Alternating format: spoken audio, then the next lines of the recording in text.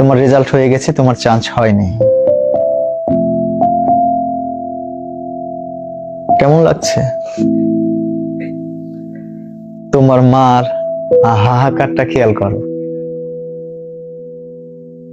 তোমার সামাজিক মর্যাদাটা খেয়াল করো, কোথায় গেছে? আরে তোমরা তো খুবই স্বাভাবিক, স্বাভাবিক থাকারই তো কথা। বাবা আমার ব্যাপারে কোনো ইমোশন আছে? থাকবে কেন? বাবা তো কখনো বুঝতেই দেয়নি,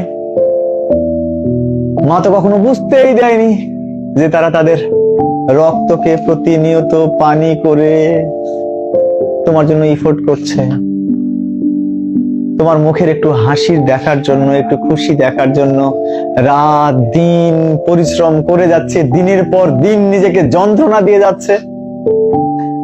বারবার রিকোয়েস্ট করেছে, মিনতি করেছে যে তোমার পড়া দরকার, তোমাকে সিরিয়াস হওয়া দরকার। আর তুমি, তোমার সেই সিরিয়াসনেস না থাকার কারণে আজকে তোমার চান্স হয়নি। কেমন লাগছে ওই বাবার কুঁচকে যাওয়া মুখ দেখে? কেমন লাগছে ওই মার দুমড়ে মুচড়ে যাওয়া দেখে? ভালো লাগছে? ভালো তো লাগার কথা। তোমরা তো খুব ইজি, অথচ এই বাবাদের, এই মাদের যদি একদিনের একটু অনুভূতি। গতকাল একজন গল্প করছিল যে একজনকে দেখে 3 তলাতে ইট উঠাচ্ছে একটা ভদ্রলোক, মাথার উপর একটার পর এক ইট নিচ্ছে, যতক্ষণ পর্যন্ত হাত দিয়ে শেষটা ধরা যায়, নিয়ে 3 তলাতে ও 1 ঘন্টা যাবত অপেক্ষা করছে এবং দেখছে এই লোকটা কিভাবে কাজ করে। অনেক কষ্ট করে নিয়ে একে একে এইভাবে উঠছে আবার নামছে নন স্টপ।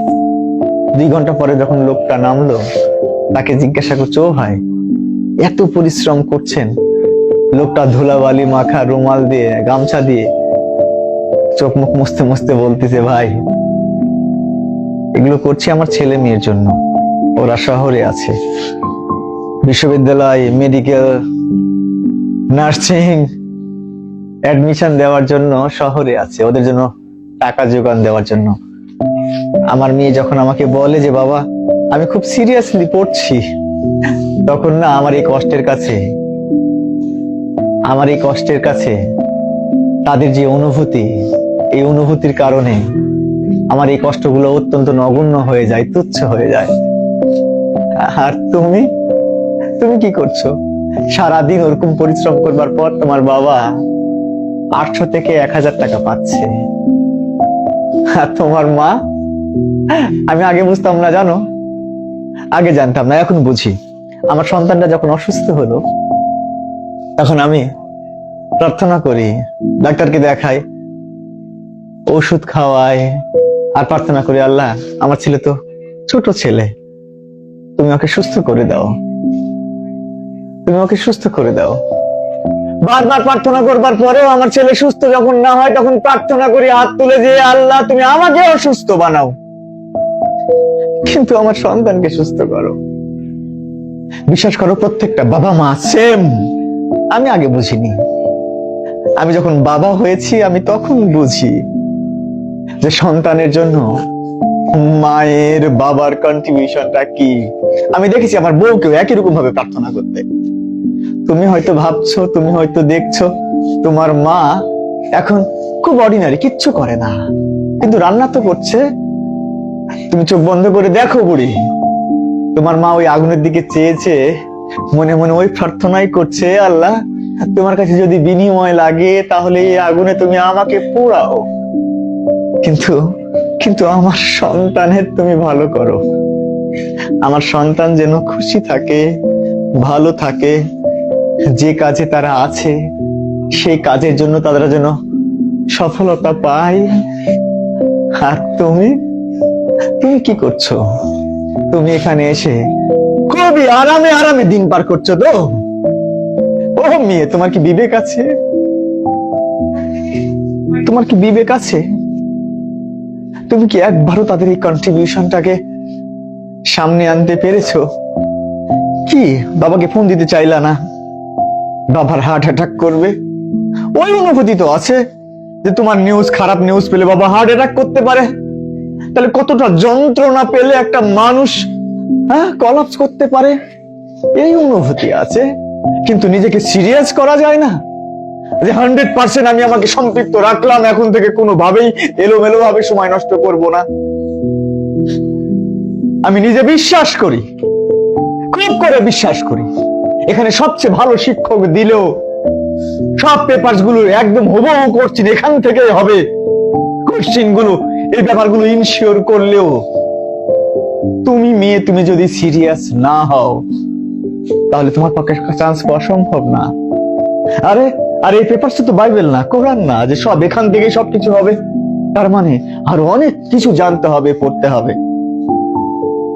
তুমি যদি সিরিয়াস না হও তাহলে পড়াশোনা কিভাবে হবে, কিভাবে সম্ভব? তুমি এখান থেকে বাসায় ফিরছো, বাসায় ফিরবার পরে দেখো রুমমেটরা সবাই মিলে মুভি দেখছে, তোমাকে আহ্বান করলো তুমি আসো মুভি দেখো। আরে তুমি তো সিরিয়াস না, তাই তুমি ওদের সাথে জয়েন করবা। আর যদি সিরিয়াস হতা তাহলে সুন্দর করে ইগনোর করে তুমি বারান্দায় গিয়ে পড়তে বসতে। বারান্দাতেও তারা ডিস্টার্ব করছে আর তুমি সিরিয়াস, তুমি মনে মনে ভাবছো আমি ছাদে গিয়ে পড়বো। ছাদেতেও মশা কিংবা ইনসাফিসিয়েন্ট লাইট, তোমার মনে হবে আমি বাথরুমে গিয়ে পড়বো, কারণ তুমি তো সিরিয়াস। এই সিরিয়াসনেসটা কি আছে নিজের মধ্যে? যদি না থেকে থাকে তাহলে মনে রেখো তোমার পক্ষে কোনো অ্যাঙ্গেলেই কোনোভাবেই তো চান্স পাওয়া সম্ভব না। অথচ কি মনে করো খুব ডিফিকাল্ট? তোমাদেরই মেয়ে, আমাদের এই কোচিং এরই মেয়ে গত বছর বঙ্গবন্ধুতে 97 পেয়ে ফার্স্ট হয়েছে। 9 জন মেয়ে আমাদের ওখানে চান্স পেয়েছে, সকলের মার্কস 90-এর উপরে, বা 2-1 জন আছে 88, 87 এরকম পেয়েও আমাদের ছেলে মেয়েরা ওখানে হয়েছে। এত সহজ কোশ্চেন তোমাদের। ওরা বলে স্যার আসলে একটা ছেলে মেয়ে যদি একটু সিরিয়াস হয় তার পক্ষে এটা চান্স পাওয়া কোনোভাবেই কঠিন না। আর তোমরা তো এই জন্য একবার ফেল মারছো নিজের ব্যাপারে সিরিয়াস না থেকে। কি বুড়ি, সিরিয়াস হওয়া যায়? সিরিয়াস হওয়া উচিত। তুমি সিরিয়াস হতে চাও? তুমি সিরিয়াস হতে চাও? তাহলে তাহলে কি করা উচিত?